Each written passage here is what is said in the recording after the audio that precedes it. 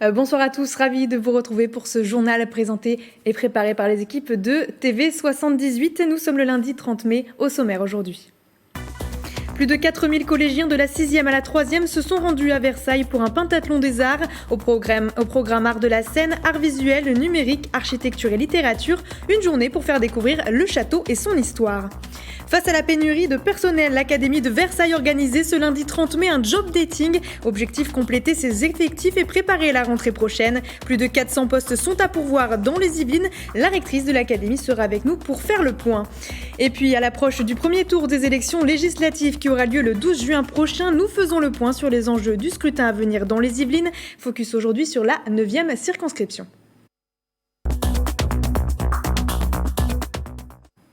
Et je vous le disais, plus de 4000 collégiens des Yvelines et des Hauts-de-Seine ont participé à une visite du château de Versailles ce lundi 30 mai. Une initiative des deux collectivités en partenariat avec l'établissement public du château. Nous avons suivi les élèves du collège Marcel Rouby de Saint-Germain-en-Laye à la découverte des disciplines artistiques au temps de Louis XIV. C'est un reportage de Nicolas Dandry. Il a suffi d'un pas dans la galerie des glaces pour conquérir leur cœur. J'aime beaucoup cette pièce avec tous ces miroirs, etc. J'aime beaucoup les tableaux qu'on a montrés. Moi, ce que je préfère, c'est la salle des glaces. Elle est immense. Moi qui n'ai jamais visité le château de Versailles, c'est vraiment magnifique. Parmi les 4300 collégiens des Yvelines et des Hauts-de-Seine présents, une cinquantaine d'élèves du collège Marcel Rouby de Saint-Germain-en-Laye. Danse, théâtre, écriture ou peinture, ils en apprennent un peu plus sur les activités artistiques de l'époque de Louis XIV, une visite ludique et pédagogique. C'est surtout montrer la mise en place du pouvoir absolu et Versailles c'est le symbole, c'est symbolique de cette mise en place du pouvoir en France au XVIIe siècle. On va essayer de leur faire découvrir justement toutes les œuvres d'art à Versailles, donc le mobilier, les appartements du roi, de la reine, et puis peut-être leur montrer justement les tableaux, les arts décoratifs. Cette initiative est portée à travers un partenariat entre les départements des Yvelines et des Hauts-de-Seine avec le château de Versailles. Et pour Catherine Pégard, voir ses collégiens visiter l'édifice royal ravive des souvenirs d'enfance. Je suis venue à peu près au même âge visiter le château de Versailles avec mon école. Et on ne l'oublie jamais. Ce qui m'a marqué sans doute, c'est d'arriver dans ce château immense et d'être tout petit. Et évidemment, quand on grandit, on pense qu'il va prendre des dimensions plus normales. Et ça n'est pas vrai. Maintenant que je suis au château de Versailles, je sais que ça reste un très grand château. 2022 était la 4e édition de cet événement. Une première édition s'était tenue en 2019. Face au contexte sanitaire de 2020 et de 2021, la visite avait eu lieu en virtuel. Et on va s'intéresser à présent à une opération humanitaire. Elle s'appelle Histoire de cœur et elle est lancée par les deux maires de Villepreux et de Port-Marly. Son but récolter 24 000 € pour venir en aide à l'association Mécénat et Chirurgie Cardiaque. Elle permet à des enfants atteints de malformations cardiaques qui ne peuvent pas être traités dans leur pays d'origine d'être opérés en France. Une opération pour laquelle les deux élus vont payer de leur personne. Les explications de Patrice Carmouze. Un véritable coup de cœur, sans mauvais jeu de mots, c'est ainsi qu'est né le lien entre Francine Leca, la fondatrice de Mécénat et Chirurgie Cardiaque, et le maire de Villepreux, Jean-Baptiste Amonique. Francine Leca, c'est un personnage, professeur de médecine. Elle fut la première femme chirurgien cardiaque en France et elle a fondé en 1996 l'association Mécénat et Chirurgie Cardiaque. Cette association permet à des enfants atteints de malformations cardiaques, mais qui ne peuvent pas être opérés dans leur pays d'origine, d'être pris en charge en France, dans des centres de chirurgie cardiaque pédiatrique, et d'être ainsi sauvés, comme l'explique Francine Leca. Ils étaient partis souffreteux, bleus, fatigués, et ils rentrent en pleine forme en ayant grossi de quelques kilos. Et c'est toujours la grande fierté des familles d'accueil quand on les revoit après l'opération. Ils nous disent tout de suite: il a pris 3 kilos. Et c'est vrai, parce que je dis toujours, quand on mange bien et qu'on dort bien, c'est qu'on va bien. Mais pour s'occuper de ces enfants, les loger, les nourrir, il faut bien entendu des familles d'accueil. Bien sûr. Et ça, c'est un appel pressant et intense que je fais à toutes les familles qui voudront, pendant 1 mois et demi environ de moyenne, accueillir un petit enfant et contribuer fortement à lui redonner la santé, à faire d'un petit enfant souffreteux et malade un enfant plein de vie. C'est pour les familles une lourde charge, il faut le reconnaître, mais un bonheur toujours magnifique. Il faut aussi de l'argent. Environ 12 000 € par enfant, d'où l'opération Une histoire de cœur, menée par Jean-Baptiste Amonique, le maire de Villepreux, et son collègue de Port-Marly, Cédric Pimba-Marine. Les deux villes vont s'allier pour sauver 2 enfants. Une soirée de gala, un concert sont d'ores et déjà prévus, mais plus encore, les deux maires vont mouiller le maillot, et pas qu'un peu. Ils vont en effet participer au Marathon des Sables, une centaine de kilomètres de course à pied par jour, comme l'explique Jean-Baptiste Amonique. On partira le soir même du concert d'ailleurs au domaine de Grand Maison. On partira le 25 septembre pour revenir le 2 octobre. C'est 4 jours de course en autosuffisance alimentaire. C'est-à-dire qu'on part avec notre pactage pendant les 4 jours. On n'a que l'eau qui nous est ravitaillée. Et après, à nous de cheminer, à nous de dormir et de planter nos tentes le soir. Et puis supporter la chaleur. Se supporter mutuellement, ça on a l'habitude, on y arrivera. Et puis oui, aller mouiller le maillot parce que l'idée c'est d'embarquer tout le monde, c'est de fédérer tout le monde autour de ce projet-là, mais il faut qu'on puisse montrer l'exemple. Il va nous falloir un peu d'entraînement, il va falloir qu'on dégage un peu de temps dans nos agendas assez chargés de maires pour nous entraîner parce que, comme le disait Cédric tout à l'heure, l'abandon n'est pas une option. Une opération dont TV78 est partenaire. Nous suivrons évidemment de près la course de ces deux maires qui s'engagent pour que des bouts de choux condamnés puissent mener la vie normale d'un enfant. Quoi de plus beau ? Et c'est un job dating à venir pour de l'accueil, du prêt-à-porter ou encore de la restauration. Les anciennes de Westfield Parly 2 recrutent ce mercredi 1er juin. Un job dating organisé en partenariat avec Pôle emploi, la mairie et la mission locale de Versailles. Près de 90 postes sont à pourvoir dans ce centre commercial qui est implanté au Chénet-Rocancourt. Pour participer, il vous suffit de vous rendre sur place entre 14h et 17h30, motivé et muni de votre CV. Ça se passera porte Odéon entre les magasins Emma et Uniqlo. Et puis, côté politique, à présent, les Yvelinois seront appelés aux urnes pour élire le représentant de leur circonscription à l'Assemblée nationale les 12 et 19 juin. À l'approche du premier tour des élections législatives, la rédaction de TV78 vous aide à y voir un peu plus clair. Nous faisons le point sur les enjeux de ce scrutin à venir dans les Yvelines et focus aujourd'hui sur la 9e circonscription. Et c'est avec vous, Céline Charles, bonsoir. Bonsoir. Donc, est-ce que vous pouvez déjà nous dire quelles sont les communes qui sont concernées par cette 9e circonscription ? Alors oui, bien sûr, elle se situe plutôt dans le nord-ouest du département. On dit d'elle que c'est une véritable petite France. Elle est essentiellement rurale, mais concentre aussi de grands pôles urbains. Elle se compose du coup de 88 communes réparties en 4 cantons, le canton d'Aubergenville, de Bagnères-sur-Seine, de Guerville et de Houdan, plus les communes d'Émurau et de Chappé, et elle représente à peu près 141 000 habitants. Alors c'est une circonscription qui a toujours plutôt penché vers le centre droit, d'abord avec le RPR, Rassemblement pour la République, puis l'UMP, représenté par Henri Cuc, de 1986 à 2010, puis Sophie Primas jusqu'en 2011. C'est ensuite Jean-Marie Tétard du parti Les Républicains qui occupera le poste de député jusqu'en 2017. Enfin, en 2017, c'est Bruno Millième, alors conseiller régional d'Île-de-France sous l'étiquette Modem, qui a été élu, battant le député sortant à plus de 54%. Et justement, un candidat qui se représente cette année. Et oui, il est effectivement candidat à sa propre succession sous l'étiquette de la majorité présidentielle, donc sous la bannière Ensemble, qui regroupe 7 partis politiques, dont La République En Marche. Alors il faut savoir que la 9e circonscription regroupe beaucoup de communes qui avaient accordé leur voix au Rassemblement national au premier tour de l'élection présidentielle, principalement dans le canton de Bagnères-sur-Seine. Les Mureaux et Aubergenville avaient quant à eux voté majoritairement Jean-Luc Mélenchon, avec 36% aux Mureaux et 30% à Aubergenville au premier tour. Le député sortant a donc beaucoup de travail à faire pour retrouver la confiance de ses habitants.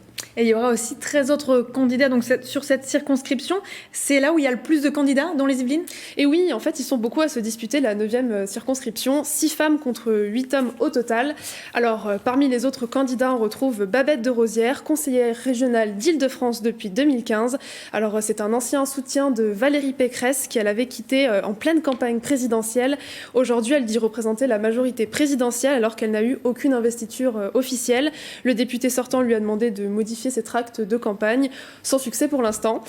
À droite, c'est Pauline Winocourt-Lefebvre, membre du Parti républicain qui représentera le Parti de l'Union des droites pour les Yvelines, conseillère départementale du canton d'Aubergenville depuis 2015 et vice-présidente du conseil départemental délégué à la ruralité, l'agriculture et l'alimentation. Elle se place comme la principale concurrente du député sortant. ans.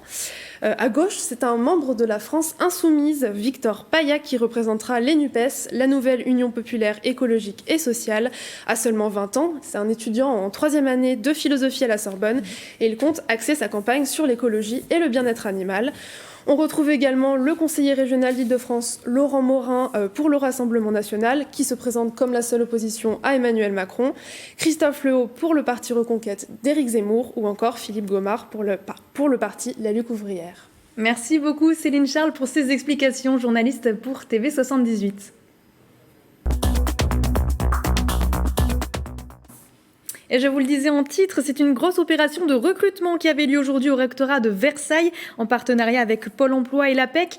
Étudiants en fin d'études, personnes en recherche d'emploi ou encore en reconversion étaient accueillis autour de 2 espaces. Un espace de recrutement qui permettait à ceux qui le souhaitaient de passer un entretien et un espace de rencontre avec le personnel du rectorat de Versailles pour s'informer et découvrir les métiers de l'académie. Au total, ce sont 2000 postes qui sont à pourvoir pour la rentrée. Charline Avenel, vous êtes avec nous, rectrice de l'académie de Versailles. Bonsoir. Bonsoir madame. On fait le point avec vous dans un instant. Vous êtes avec nous justement pour ce journal. Mais juste avant, Céline Charles est allée rencontrer des participants ce matin. Regardez. C'est un événement d'envergure pour accompagner les projets de recrutement du rectorat de Versailles qui recrute 2000 personnes sur les métiers de l'enseignement, du professeur des écoles et professeur du premier, second degré. Également les médecins scolaires, infirmiers scolaires, psychologues de l'éducation nationale et les accompagnants d'élèves en situation de handicap. Je suis venue faire le recrutement d'AESH, accompagnante d'élèves en situation de handicap. Ça permet de rencontrer beaucoup de monde, que ce soit professeur des écoles, AESH ou même notre discipline. Là-bas, il y a un espace de rencontre qui est vraiment pas mal et puis ils nous mettent vraiment dans le bain, ils nous présentent comment ça va se passer. Ça nous permet de nous présenter des êtres humains en face de nous et nous fait un peu violence nous-mêmes de sortir de notre confort caché derrière une lettre. Mais en même temps, ça fait un peu peur en tant que parent de se dire, en gros, c'est un gros vivier avec tout et n'importe quoi. Donc on vient de le voir à l'Académie de Versailles, je le disais, organiser un job dating ce lundi 30 mai pour préparer la rentrée prochaine. Il y avait plus de 400 postes à pourvoir déjà aujourd'hui. Est-ce que vous pouvez nous expliquer, Charline Avenel, comment ça s'est passé ? Ça s'est bien passé, ça a été un grand succès. Vous m'entendez bien ? Oui, je vous entends. D'accord. Donc ça a été un grand succès. On a eu plus de personnes que nous n'attendions. Et ça témoigne de l'attractivité des métiers de l'éducation, professeurs d'école, professeurs en collège, en lycée. Et donc ça a été un moment humain, un moment d'accueil, un moment où on parle de ces métiers et où, je crois, on peut donner envie et recruter un certain nombre de personnes qui nous rejoignent. Justement, on va revenir à cette journée, ce job dating qui a lieu aujourd'hui. Mais juste avant, pour bien comprendre, on fait face à une pénurie qui n'est pas nouvelle, une pénurie d'enseignants. Comment on explique cette évolution finalement qui s'est aggravée ? Alors nous, dans l'Académie de Versailles, on a toujours recruté beaucoup de personnes. L'Académie de Versailles, c'est le premier employeur d'Île-de-France. C'est 102 000 personnels. Donc chaque rentrée est un petit défi, et cette année y compris. On rentre dans une période de plein emploi. Dans les Hauts-de-Seine, par exemple, on est à moins de 6% de chômage. Et donc, ça veut dire que nous avons à démontrer l'intérêt de venir vers les métiers d'éducation nationale. Donc, cette tension sur l'emploi, s'applique à nous-mêmes comme employeurs. Et c'est la raison pour laquelle nous avons souhaité utiliser cette modalité de recrutement. Est-ce qu'il y a des raisons aussi, par exemple, suite à la crise sanitaire, ça a peut-être aussi aggravé ? Est-ce qu'il y a aussi le fait que le CAPES soit maintenant en Master 2 alors qu'avant on pouvait déjà le passer en Master 1 ? Est-ce que ces choses-là aussi, ça aggrave ou finalement ça n'impacte pas forcément ?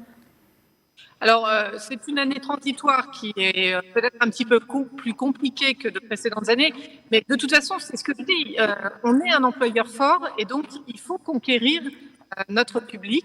Mais ce qu'on a fait aujourd'hui est plutôt un succès. Moi, j'ai vu d'abord beaucoup de monde, plus que de places que nous n'avions.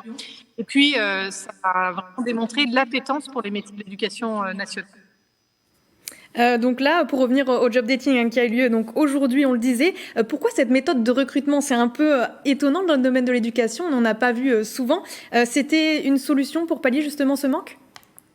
Alors, le job dating, c'est une méthode très qualitative pour recruter.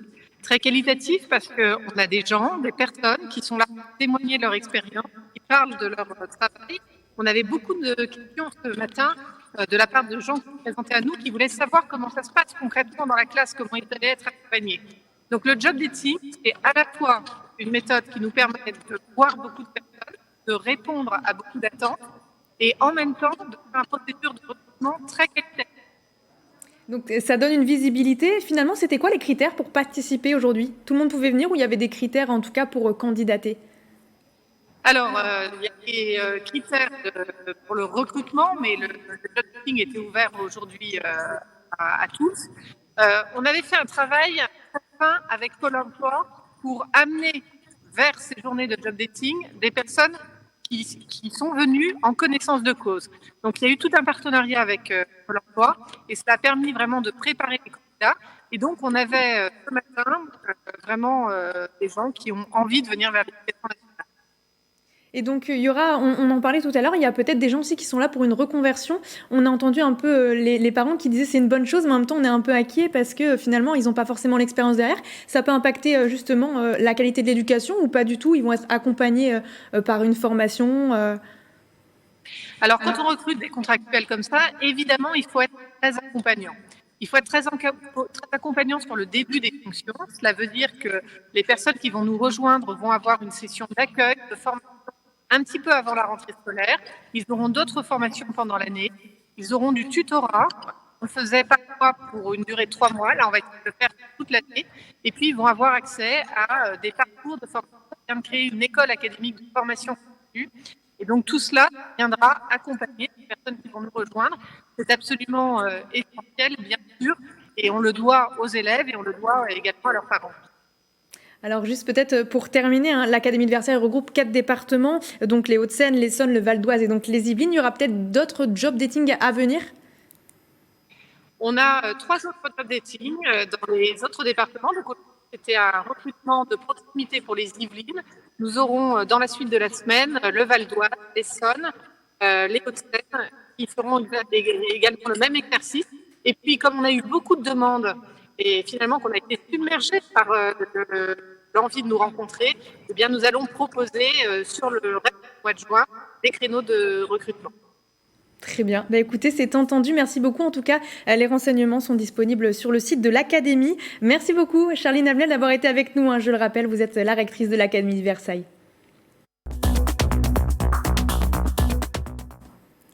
Et avant de terminer ce journal, le Festival de Cannes a baissé le rideau ce samedi 28 mai. Radio Sensation, en partenariat avec TV78, vous a fait vivre l'événement de l'intérieur en allant à la rencontre d'acteurs et producteurs de la région.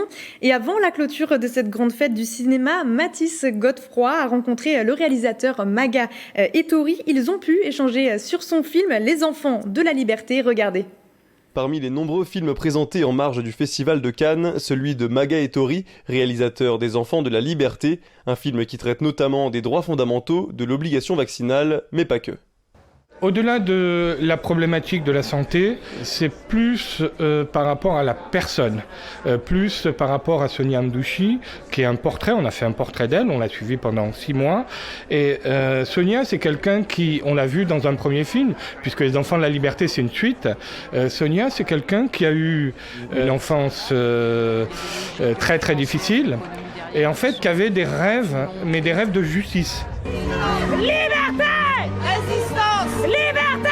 Résistance! Sonia du collectif des blouses blanches. Aujourd'hui, elle se matérialise à travers ce combat. Ce combat pour les droits fondamentaux. Et en l'occurrence, il s'avère que nous, quand on filme dans le cadre de la pandémie. C'est pas un film sur la pandémie, en fait. On m'a pris ma fille, on m'a pris ma vie.